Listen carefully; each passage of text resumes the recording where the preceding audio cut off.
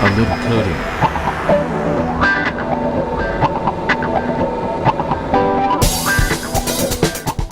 Hey, hello friends. I hope you are all doing great out there. And today again we are gonna talk about a pattern, a new one that is a diamond like pattern. This one. So I did it in my way. That's quite a simple one. So as I explained in my previous videos of pattern, like first we have to think about the matrix, then I did some kind of logics to print the pattern. So again the same thing. Looks a complex one, but don't be confused. So here is the same matrix. If the value of n, if number of rows is 5, so this kind of matrix we are gonna get by these two for loops. So if value of n is, if we say n is the number of row, then this is going to be the matrix.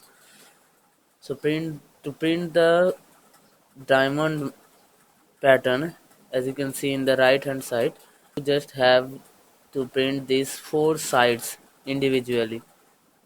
If the matrix is this one, so this is going to be the index of the positions while we have to print the stars. So we just have to think about these four sides. So if we can make any general formula for this one side, then we don't have to think about the other space, other positions. We can um, we can print this one side just because of that one formula. So here what I came up with, that is my formula.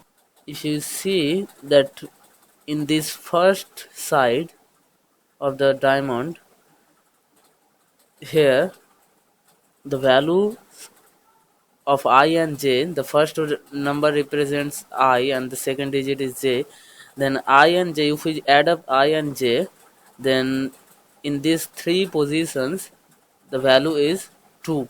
If we add I and j, 0 plus 2 is 2, and 1 plus 1 is 2, 2 plus 0 is 2, and the value of r is 5, the number of rows.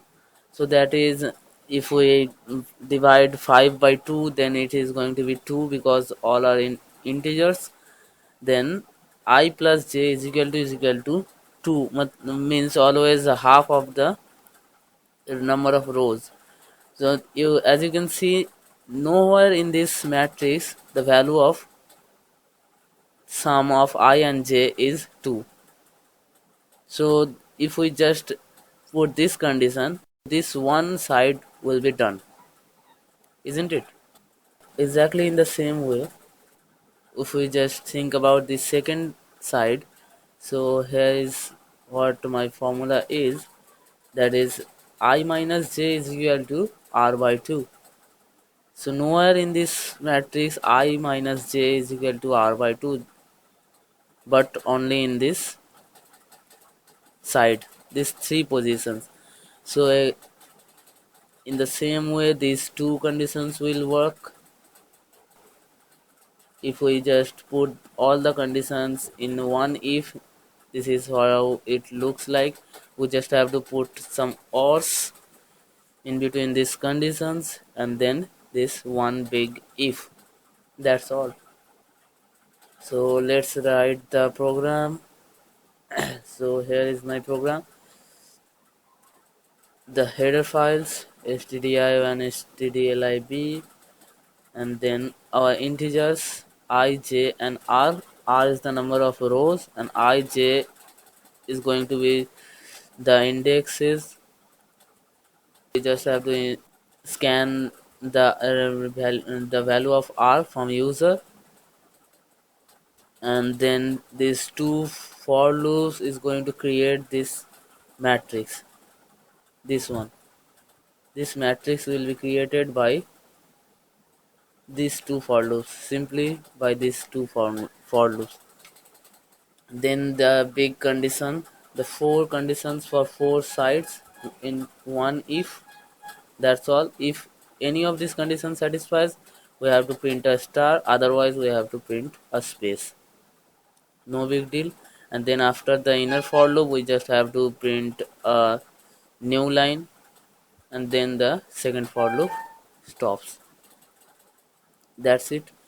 And if we just don't give that printf a space here, that is not required, but if we don't give it, the output will look like this. This one is the output. It like a compressed diamond. So if you just put that printf here just after in that inner for loop, so the output looks quite better. It's up to you. Nothing changes. The condition is the same.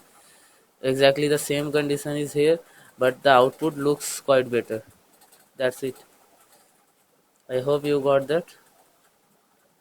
For four sides, there are just four formulas that is going to satisfy only for this side, nowhere in this matrix.